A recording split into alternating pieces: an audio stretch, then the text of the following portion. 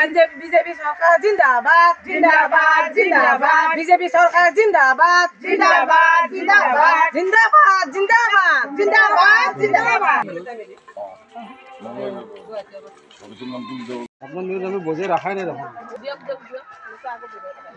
মহিলাসকলক মই কোৱাৰ প্ৰয়োজনে নাইকিয়া গৈছে কাৰণ মহিলাসকলে আমাক কৈ আছে বাইদেউ আপোনালোকে টেনশ্যন নল'ব নাৰী শক্তি জিন্দাবাদ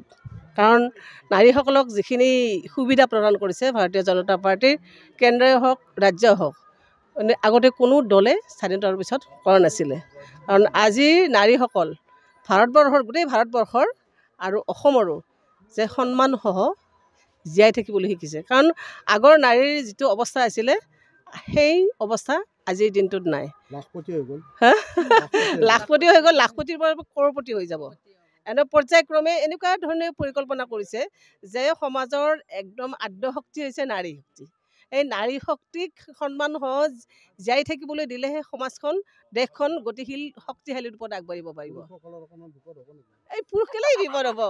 অকলতো নাৰীকটো আৰ্থিকভাৱে শক্তি কৰা নাই শাৰীৰিকভাৱে মানসিকভাৱে বৌদ্ধিক দিশতো কিন্তু নাৰীসকলক আগবঢ়াই নিয়া আছে কাৰণ এখন ঘৰো পৰিচালনা কৰাৰ লগতে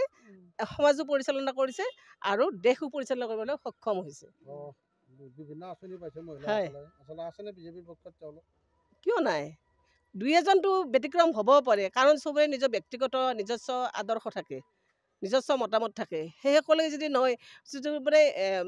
লোন খাই গুণ গাব লাগে সেয়া কথা আছে যদি লোন খাই যদি গুণ নাগায় সেইটো বেলেগ ধৰণৰ কথা কাৰণ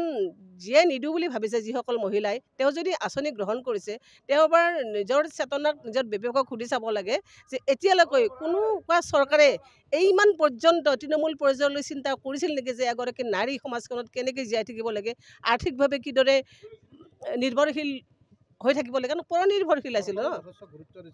উজালা কিমান সুখী হয়নে যে কিমান সূক্ষ্ম চিন্তা মাননীয় নৰেন্দ্ৰ মোদীজী আৰু ভাৰতীয় জনতা পাৰ্টীৰ চৰকাৰখনৰ যে ভাত ৰান্ধি থাকোঁতে আগতে মোৰ মাহঁতকে দেখিছোঁ যে মানে খৰি লৈ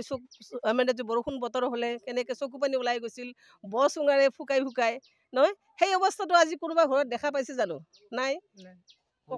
সলনি হৈ গ'ল সকলো বস্তুৱে সলনি হ'ল জীৱন ধাৰাই সলনি হৈ গ'ল আৰু এইবাৰ যোৱাবাৰ ইলেকশ্যনত যিমান